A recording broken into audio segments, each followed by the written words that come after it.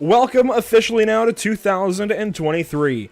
3 weeks have passed by in iRacing's official series, which brings us to Hickory Motor Speedway for Advanced Legends Cup week number 4. One of the oldest tracks in America, Hickory is one of the newest on the sim and is becoming a birthplace of iRacing stars as well as the birthplace of NASCAR stars. Welcome to Pit Stop TV for week number 4 on the sim. Zach Murtis joins me, Andrew Cardinale IV, in the booth for this one, and 40 laps, that's the distance for racing this evening. Cars are already on track for qualifying, and boy, the lights are already on here as well at virtual Hickory Motor Speedway. Zach, it's good to have you back this week, and good to be here on Monday night. Absolutely, and we've got an absolutely stacked field. Let's just run through real quick. The amount of time between first place and second place is just barely over a tenth of a second. I think we're going to have a real tight race tonight. Definitely going to be a tight race here at Hickory Motor Speedway. We're glad to have you all watching. Let's take a look at our... Well, actually, we'll go first to qualifying times, and we'll hit everything else in just a few moments as Jeremy Ashby is fastest so far. Only 2 cars remain on track. These guys qualified quick, trying to get a little bit of heat out of it. And oh, look at that. Qualifying is already done. They are on it today. But let's go ahead and look at the track map quickly coming into this evening here in Newton, North Carolina. Hickory Motor Speedway, kind of an egg-shaped oval. No 2 parts of this track are anything alike. I've never been to Hickory myself, personally, so I don't know too much about it, but it's looking like, I mean, I'm looking at the track map. I see the regular pit road that iRacing uses. I see the pit road that mainly Cars Tour uses when they come here, so I'm just kind of like trying to get a gauge of what it actually is right now. Well, yeah, that bowed front stretch, it's interesting. At a turn 4, you get kind of launched towards the wall. At a turn 2, the wall comes up quickly again, and 3 is kind of a really easy entry, and then it tightens up. It is a weird track in general. A lot of bumps as well that make it difficult to run quickly here. And here, let's take a quick look at our standings coming into the evening. We'll talk more about this, I'm sure, as we get a couple of cautions maybe later tonight. But Parker Retzlaff with the win at Atlanta Motor Speedway last week in the SOF race jumps up to first over Kyle Meyer. But Kyle Meyer, by the way, if we go back to the track map, actually has, coming into this evening, the lap record in both an SK Modified and a US Legend car here at Hickory on the sim. So Kyle Meyer just might be the guy to watch out for. He qualified 3rd, which is well ahead of Parker Retzlaff, who qualifies dead last this evening. So Kyle Meyer, who won at USA to open the, or not yet USA, it was USA to open the season. He might be the guy to watch for. We'll just have to wait and see. We see the rest of the standings there. Even Ryan Kuhn, Michael J. Smith down there towards the bottom of the top 10 rather. Massengill, Narducci, they're just kind of hanging on there right around 125 points out of the lead. There's a lot going on in this top 10 that we'll have to talk more about as the evening goes on. Quickly, the schedule for this season, you can see it opened up at USA International Speedway, Irwindale for week 2, then Atlanta last week, now Hickory this evening, and Oxford next week before Southern National wraps up the front portion of the schedule. And just like that, cars are on track pacing, so we'll do this quickly as well. Jeremy Ashby on pole this evening in car number 2. Starting from the 2nd place this evening, you'll find Michael J. Smith, otherwise known as Joel Smith. Starting 3rd, it'll be Kyle Meyer, who won week 1. Daniel Foles will start from the 3rd spot. Starting 5th, it's Jacob Derrick in car 10. Quentin Nuttall joins us from 6th place. Brian Narducci will start from 7th. Jason Durant-Walker from 8th. Matthew Boniface from 9th. And Tyler J. Payne rounds out your top 10. And following up will be Parker Traves, Chase Sylvia, Blake Massengill, and Parker Retzlaff for all 14 cars in your top split this evening. Just like that, we're ready to go racing here from Hickory Motor Speedway, and we are off and away for 40 laps.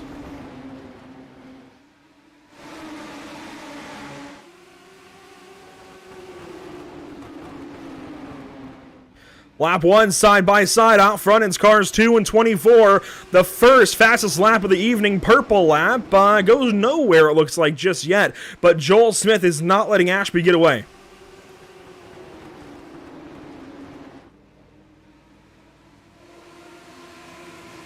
Lap 2, here comes Joel Smith to the inside in turn 1. He looked, Ashby that time was purple.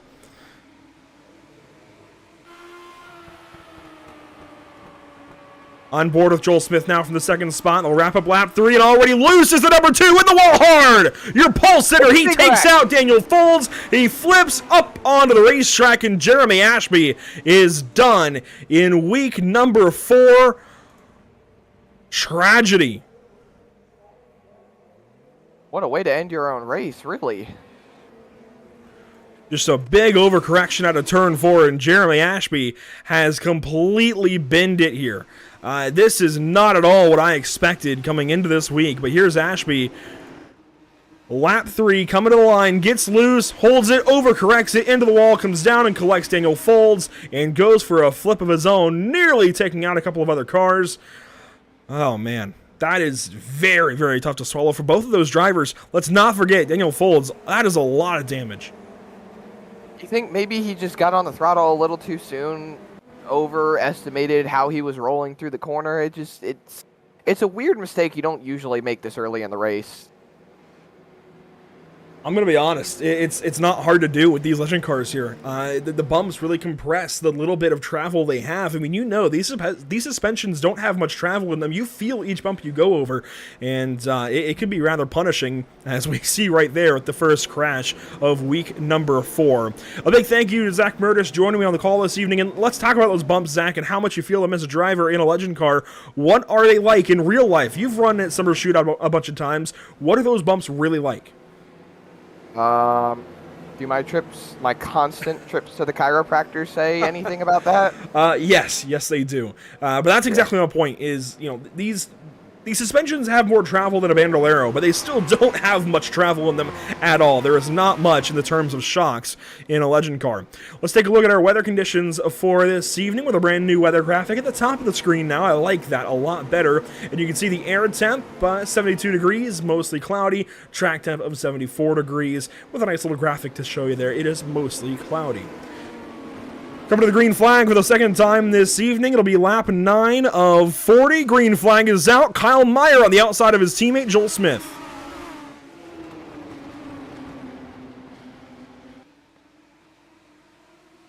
Quickly, Jacob Derrick on the bottom side. Now here comes Narducci. Makes it 3 wide into turn 3, but Meyer is going to get away with the best of it all as one car falls back. That might be Parker Traves on the outside, and yes, it is. He loses a bunch of positions at a turn 4 and really gives up a ton of valuable spots. He just got the bump coming out of turn 4 and just started sliding on back on the outside, and now they're really, really fighting back there at the latter stages of the top 10, or the back half of the top 10. Here comes Retzlaff. Highest I rating in the field, and boy is he on the move from 14th starting position up to 6th. And it's only lap number 11. You could argue he is clearly at the top of legend car racing right now, but will it come like it did last week at Atlanta Motor Speedway? There was undeniably contact. We'll let you decide how you feel about that. Point is, he got to win. He doesn't care. He got to win, and he's now the top of the standings. And that's just how racing is sometimes. It's very selfish. It's a selfish sport. Oh, we got a spinner in turn 2. And it's Kyle Meyer.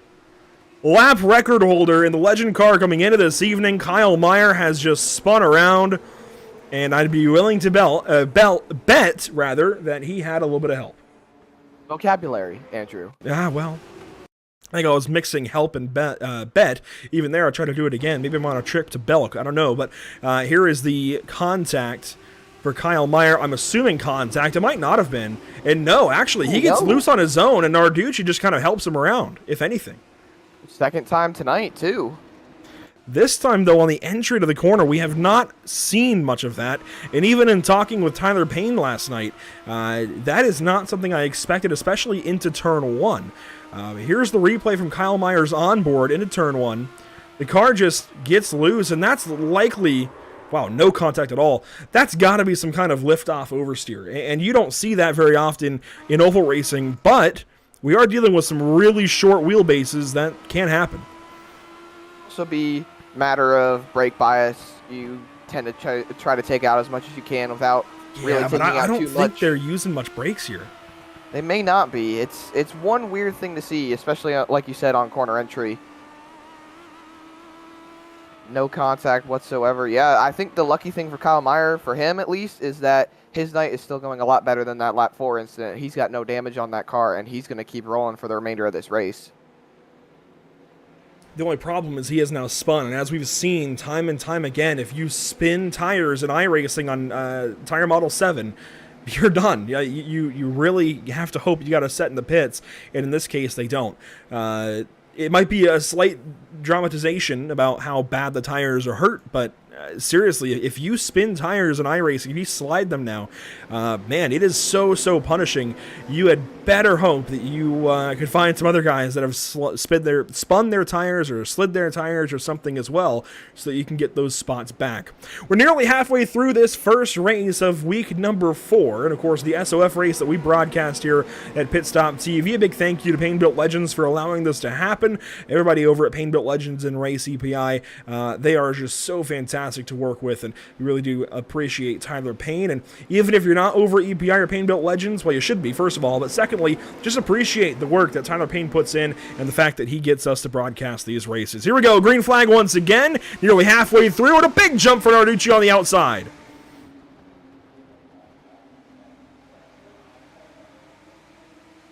Narducci out of the throttle. Here comes Massengill. A bit of a shot in the shorts that time at a turn 3. Now Narducci gets to Joel Smith, but nobody is moving that 24 from the race lead just yet. Side by side for the lead going through turn 2. Narducci is still down there on the inside. He's taking a look. Oh, they might touch wheels coming off of 4. It's going to be close. No contact yet, but oh so close as one car hits the wall to turn 4. Joel Smith just trying to defend up top. We've seen this time and time again at Hickory. No matter the car, the top side reigns supreme for so long, but eventually the bottom can persevere and can overcome, and it looks like that's happening here. The 01 of Narducci is slowly finding more and more speed, finding more and more track down there, as it is the shorter way around the track, and that top line defense is just not going to work the entire race. And just look back there. Parker Retzlaff has moved into the 4th position, and he's just lurking, waiting for something to happen. And here's the onboard with Retzlaff as he now goes to the inside of Joel Smith. And already Narducci, Massengill controlling this race now. Joel Smith looks to be on the drop. Whoa. Oh, no, he's looking at the bottom of Retzlaff. That was close. Momentum is definitely king with these cars here. How about this? A big move. Tyler Payne trying to get by Jacob Derrick. Derrick blocks a little bit down the back straightaway, but Tyler Payne gives him one. And on the wall, front stretched. And actually, that was Parker Traves, as we do have a crash. Matthew Boniface and more involved. It looks like Quentin Nuttall as well. And the caution delayed, but it is out. Oh, and the caution comes from Parker Traves. What? He was racing with Tyler Payne and Jacob Derrick, and actually that was the car that I thought for a moment was Tyler Payne. Both black cars with yellow numbers. It was easy to get confused. So we have a little more to go back and look at. First, we'll check out the incident with Traves. So watch that black car with the kind of double stamped numbers on the inside. That's Traves. On the outside is the black and neon yellow numbered 18 of Tyler Payne. He crosses over. Traves gets loose, and Tyler has nowhere to go. Just more cars getting loose, only this time we saw a little bit more contact. Now with that in mind, let's check out the issue for Quentin Nuttall. And it looks like Matthew Boniface actually is where this starts. Boniface sliding, no, actually hits the sliding cars. He gets into the wall and collects the 98 of Nuttall. So that starts even ahead of Matthew Boniface, who was just involved. And kind of a victim. So let's get one more look. This is going to be following Kyle Meyer and Chase Sylvia on board with Boniface. And I think it's the black car of Sylvia. Yeah, the black car of Sylvia gets loose. Meyer checks up, and wow. Just the accordion effect chain reaction. Really not much some of these drivers could do. It happens. This is just short track racing sometimes. Randy Swagger over on YouTube, appreciate you commenting, and we certainly do appreciate your kind words. If you're over on Facebook, if you're on the EPI, or rather, if you're on the Pain Built Legends stream, we don't see your comments, but we do appreciate them regardless. If you're on our stream on Facebook, we'll see those. And, of course, if you're over on YouTube, we'll see those as well. Excuse me, I do want to circle back around quickly to the point standings for this series. Narducci comes in currently leading this race, but 5th place in the standings, 126 points out of the points lead. That is a large deficit. One win It'll get a lot of those points back, but it won't get the entire deficit back. But he could put himself now maybe in the top 3 or so. If he holds on to this. That's if he still wins this race. He's still got to deal with Massengill, who's right in front of him. It'll be close. Retzlaff's moved through the field, but Joel Smith clocked off 2 purple laps earlier. Green flag is back out. 10 laps to go at Hickory Motor Speedway. Massengill up top. He's slow to the punch, and here comes Retzlaff on the inside. Clear for second is Retzlaff. Oh, contact there. Massengill gets him in the bumper.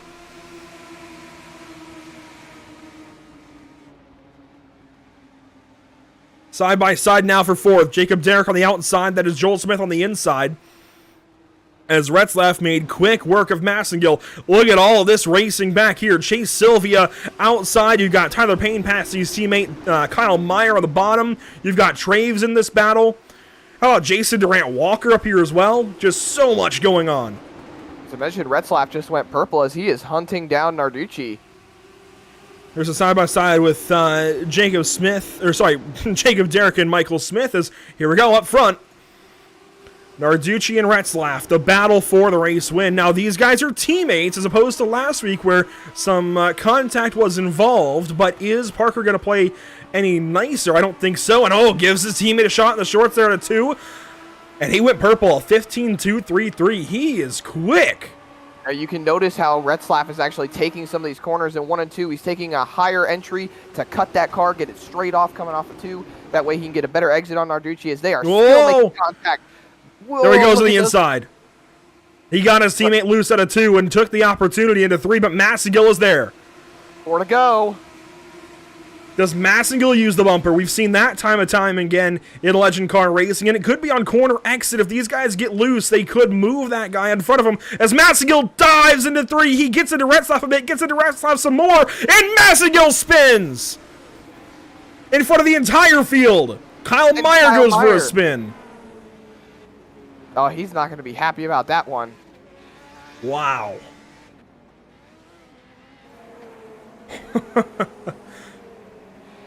I love short track racing. We have green and white checkers, right? We do have one attempt. We'll get to that in a moment. Man, I love short track racing. That was fantastic stuff. Let's get a replay here. Blake Massengill, the orange and black number 10 car. He was putting pressure all over Retzlaff with the bumper. Right there, dives big time into the corner, up out of turn 4. He just gets loose off of Retzlaff's bumper after Retzlaff got loose. That is... I don't know how that works in physics, but boy, did it work. So, I'm going to try to break this down. Bear with me, please. Basically, Retzlaff took the bumper, got loose. You can see Massengill here. He's still in the throttle, and... okay, you know what? I actually don't know what I'm talking about here. I don't.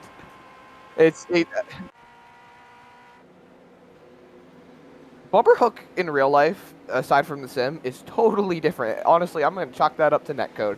That's all I'm going to say. Netcode.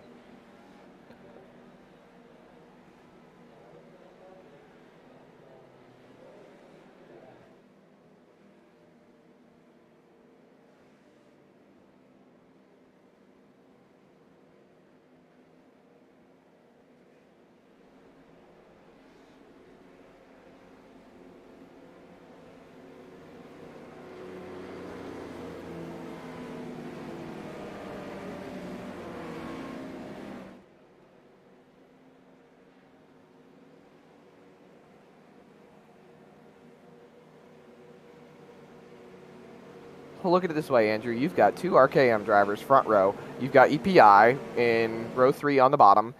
This is probably what's going through Narducci's head right now. He wants Joel Smith to mess up, and he wants Retzlaff to get a jump. So that way he can kind of take a big, wide entry going into turn 1 and cut that thing down to get to the bottom and get a massive run on Retzlaff.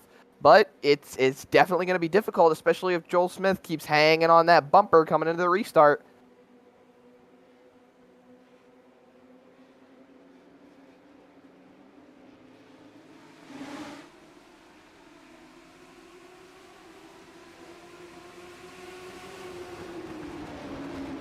Exactly what I said was going to happen. He's going to line it up so he can get onto the bottom. He's underneath Retzlaff, but here comes Smith on the bottom.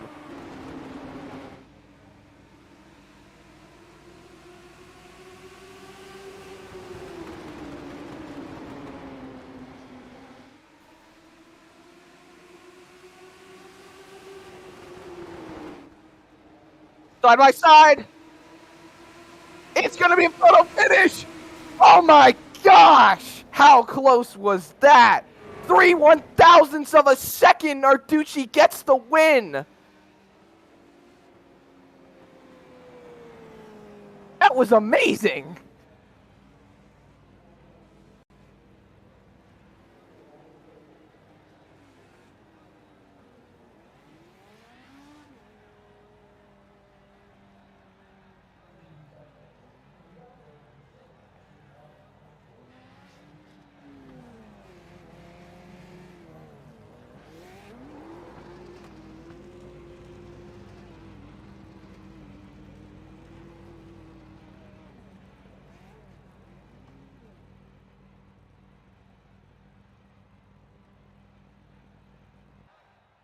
You definitely have to feel, though, for Parker Retzlaff, who was leading going into turn 1 and 2 and then ultimately ended up towards the back at the end of the race.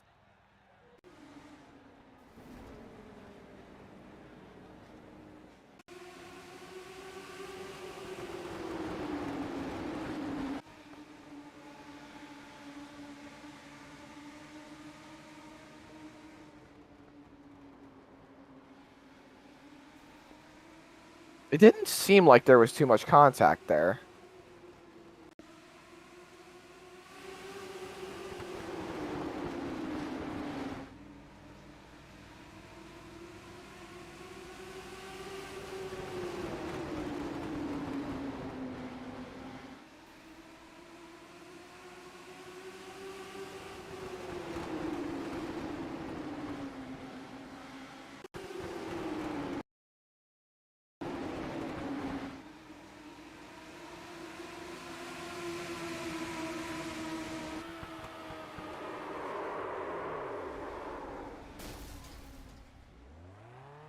It's you just going through your head. You got to think, did my teammate just dump me? What's going on? It's, looking around at the replay a little bit, you can see that there was just a little bit of a bump. Thing going through Narducci's head probably is just a matter of I got somebody behind me, I got somebody in front of me. I can only do so much. It's either I get wrecked or somebody else gets wrecked. So ultimately, as a driver, you have to make that decision on what exactly is going to happen there in that moment.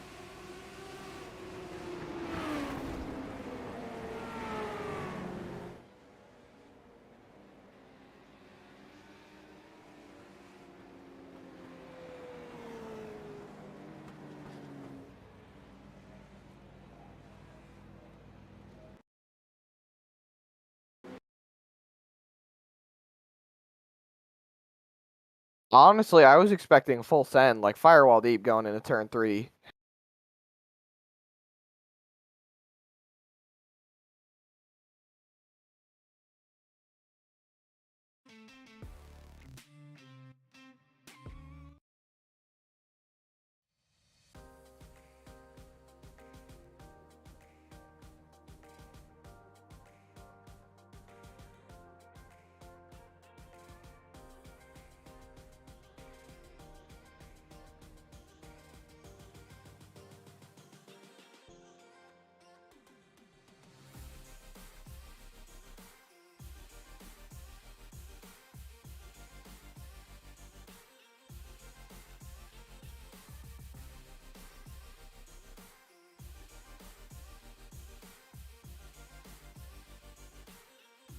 Rolling towards the back, Blake Massengale rounding out in 11th, Matthew Boniface 12th, Parker Retzlaff unfortunately leading on that last lap, but came home 13th at the end, and then Jeremy Ashby, the only driver to DNF after his lap 4 incident going into the turn 4 wall.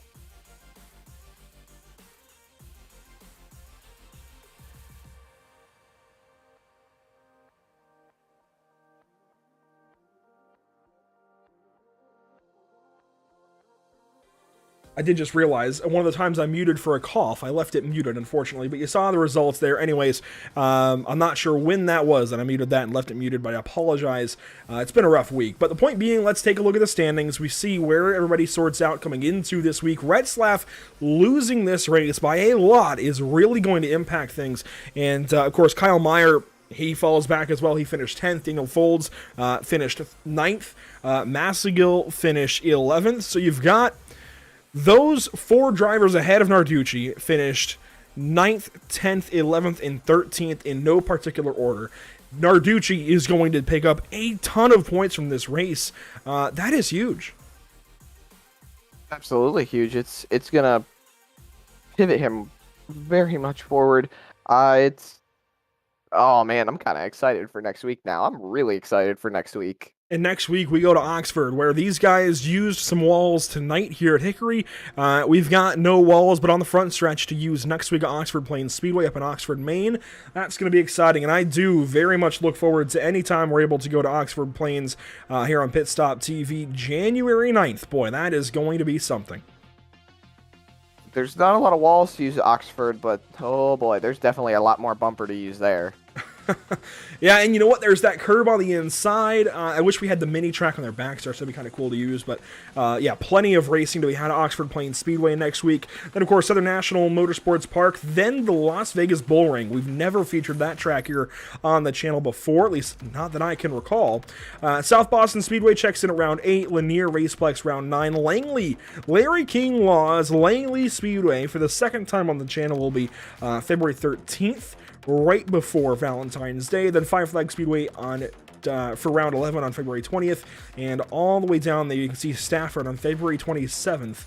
That's interesting. That is a big track for legend cars, Zach. A half mile up at Stafford Motor Speedway. I love Stafford. It's one of my favorite tracks on the sim. Absolutely love it. I run so many late model races and modified races on that track. It's such a big favorite. It's definitely going to be interesting, like you said, for legend cars to be on that kind of a track. Honestly, it feels like it's going to be a bit like a super speedway race, honestly. I do feel a little bit of that for sure. Maybe not super speedway race, but man, maybe kind of auto club. You know, for auto club for NASCAR, that'll be kind of this, where it's flat. There's going to be plenty of racing room. It's going to be plenty wide for legend cars. It will be fast, but they will still have to use the brakes, I think. At least lift for quite a while. I think it's going to be a good race. But I don't necessarily want to think about comparing it to Auto Club and going, 4 wide into a flat corner in a legend car. Honestly, let's do it. Let's make it happen. Somebody send it 4 wide for the championship. That would be exciting. Let's take a look at our upcoming broadcasts here on the channel. Thursday evening, January the 5th, we have the North American Racing League from Interlagos down in Brazil. That's going to be exciting. JP Costa, native to Brazil, will be on the call for that as usual. Monday evening, it's Oxford Plains for the Painbuilt Legends. And next week, next Thursday, January the 12th, it will be the North American Racing League from Suzuka in Japan. So getting international now after 3 American rounds between Road America, VIR, and Canadian Tire Motorsport Park. Getting off the continent now, going down first to South America, then over to Japan and Asia. Things are getting exciting. Things are mixing up in the North American Racing League. And you know what? Being that that's kind of our star broadcast, it seems like, throughout the week. No disrespect meant to these legends. I think the legends are becoming our number 2, if not number 1.5 broadcast now after a race like tonight. But let's take a look quickly at our NARL schedule. We do have it here for you. This is what you're missing out on. If you are not watching this series yet, I highly recommend you do so. Brazil coming up this week, then Japan, then Spa, and then in February we've got Brands Hatch, and we circle back to Daytona, which is February is a good time for Daytona for sure.